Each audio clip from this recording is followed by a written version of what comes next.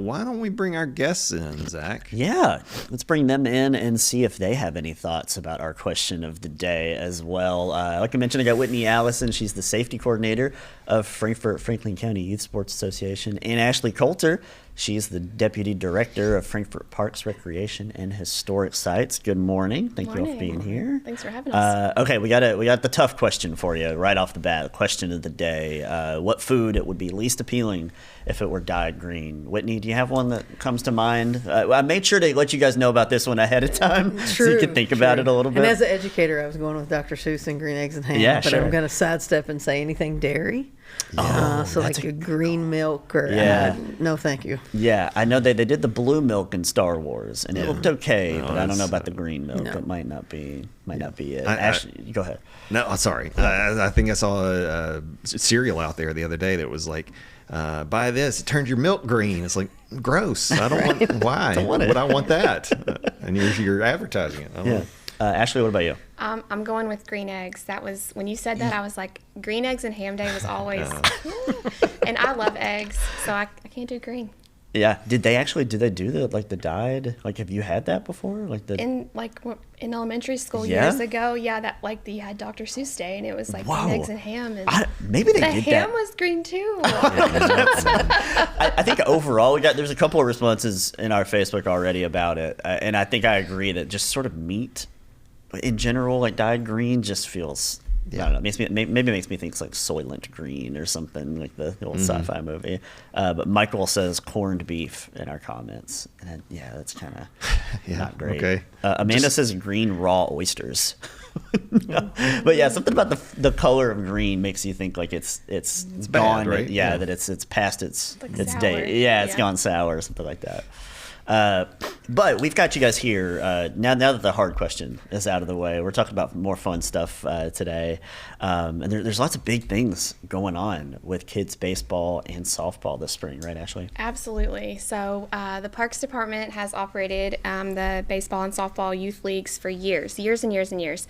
And with rising cost and lack of staff and the availability to recruit sponsorships and what have you, we're taking a little bit of a different approach. The City Commission voted to partner with the Frankfort Franklin County Youth Sports Association. They were a group of community members that have come forward, and we are super excited. I am especially about this partnership. And then so what will the association kind of do differently? I know lots of other communities have started one of these, and so maybe give us a little breakdown. Sure. First let me start with the name. We know it's a mouthful, but we intentionally used Frankfort and Franklin County because we see it as a community-wide approach. Absolutely. And we wanted everybody to know that regardless of where you go to school, regardless of who you're affiliated with at the high school level, that this is really a community program. And we want to help with the lift of youth sports in the community. So partnering with Parks and Rec allows us to kind of unite and have a little more local control and basically get more bodies behind the initiative of youth sports and hopefully get more kids out to play. Yeah. And then the way it's different, though, is it used to be Parks would run pretty much everything, and now it's sort of a little more independent now, right? Yes. Yeah. So we are a nonprofit organization. So that means any of those registration fees that are paid simply go right back to our kids, whether that's in a uniform or a trophy or to pay an umpire. All the money that is spent will be given back to the kids and the youth in our community. We're not looking to be big business or raise money on the backs of kids. We're looking to provide athletic opportunities for our young people. And then Parks will still be doing some parts like hiring umpires and league coordinators. Yeah, we'll still staff the umpires for the association as just a way to bridge the gap in this first year, and maybe years forward too, but especially right now. And we'll still also operate the concession stands. The difference mainly is there's no full-time paid staff involved as far as those registration fees. They're not paying for any staff members. So the association, I will say, are all community members. They're all volunteers. So on top of their full-time jobs, on top of their personal lives, they're giving back to the community to make sure that we are able to have these programs for our youth. Yeah. So if you know any of them out there, thank them for all of us, right? Yeah. And we've heard, just being at some of the city commission meetings where this has been brought up, and Sean Pickens has done a great job kind of leading the city through it and talking to them about it and giving presentations. Do other communities kind of use this format? Yes, absolutely. Well? Okay. It is now pretty much the standard. About 90% of park and rec departments or communities across the nation are ran by youth sports associations. So that's your cities and your counties partnering with organizations to run sports. And I really think that is because it gives the community so much more involvement. Yeah. And it takes a whole lot more people. So like in our department, for example, we have about 7 staff members, 2 full-time and then some contractual that were like organizing and running the leagues. Right. Where now you have a board of 15? Mm-hmm. Oh, wow. And not to mention the amount of committee members that they have bridged under that to run it, because it really takes a lot of moving parts to get the leagues off the ground. And from a parks perspective, I'm sure it frees up your staff too. It does. To work on other things, but also to kind of be more in a facilitator role, if that makes sense. So we'll still be maintaining the fields and all of that, but it's going to relieve a lot of pressure, I think, because Parks does have a lot on our plate. Yeah. But we still have a vital role, I think, with the association as well. Yeah. So how are signups going so far? Great. We're about 2 weeks out from kicking off the season, if you will. I looked this morning before I came in. We have 444 completed assignments. Nice. About 140 people still sitting in the cart waiting for them to kick us.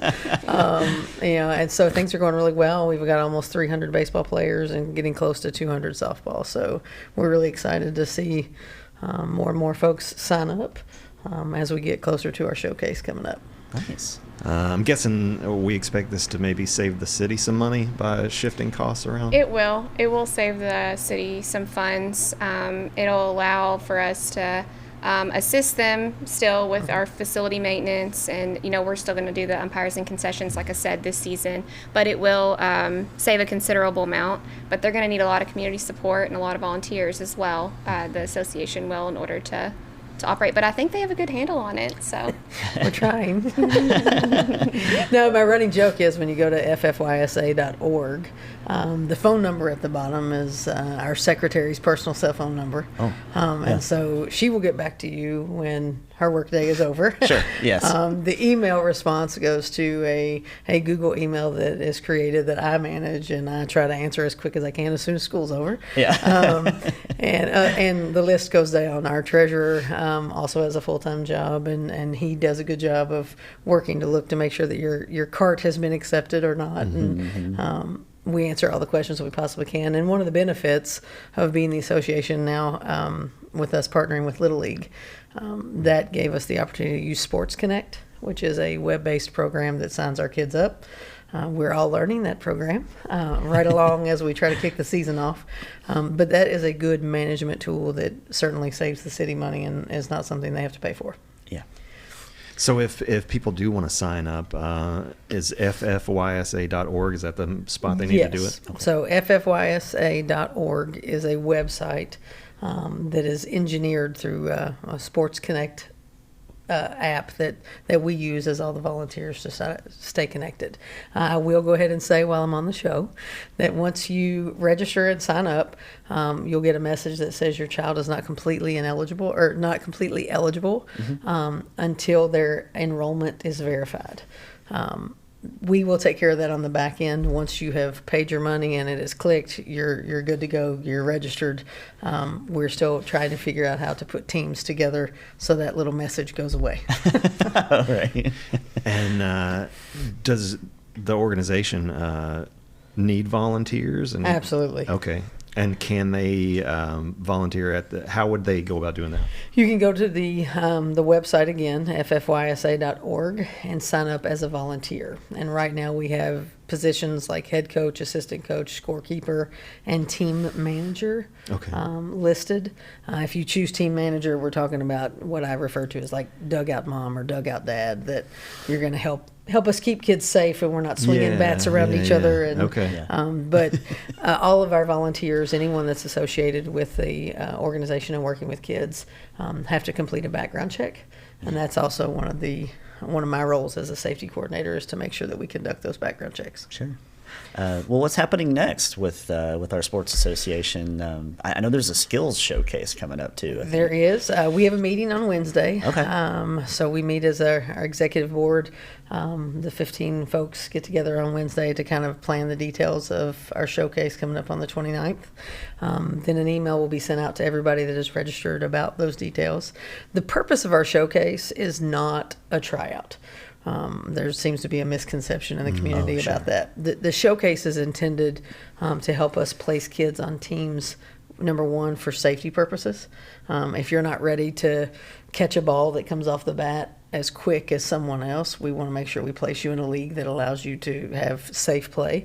And then secondly, we want to balance our teams competitively so that sometimes folks will say all the good kids got placed on one team because it's based on who you know, and that's not the kind of program we want. We want the teams to be balanced in talent so that we have a fun, competitive learning environment for all kids. So everyone be placed on a team that showcases just so we can see what your ability level is at the present time. Yeah. Honestly, shout out and credit to you guys. You all have really thought of a lot of extra things that I think maybe other folks might not have thought about. And like it's because you all have had either had kids in the program or have just working as closely as you do. Kind of seems like it's very considered. There's a lot of passion. Yeah, absolutely. There's a lot of passion in the group, and we're working to align our values and beliefs around youth sports, and excited about where it can go. So when does the season actually start? I don't remember if we mentioned that. So right now, as we have lined out or drafted out, and we appreciate everybody kind of putting their faith in us as we stumble forward, I will call it. The showcase is on the 29th. We hope to have the draft the following week. And that second week of April, we hope to be starting practices and getting out on the field. Nice. It's really exciting, though, that it's the first, is this the first actual sports season under the sort of sports association, right? Yes. Yeah.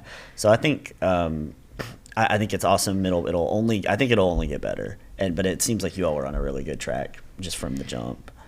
I can't thank Parks and Recreation enough because I feel like they have kind of propped us up to help us be successful. They've not just taken a step back and said good luck, but helping with that transition. They're walking alongside and trying to fill the gaps and fill the void. And so I really do think the community is taking a very responsible approach to trying to make sure we do the right thing for our kids. It's very important to us that this succeeds. Oh, yeah. Absolutely. Yeah, for sure. You have to have youth baseball and youth softball in your community. There's just no questions asked. So it's been very important, especially to me, that we are a good partner and good advocate for them. Yeah. And it shows, I think both of you all indicated just throughout other times you have been here, but especially today, how passionate both groups are about getting this off the ground. And thank you all so much for coming on the show and sharing all the info, and hopefully get those signups keep going up. Right. Keep signing up. Yeah.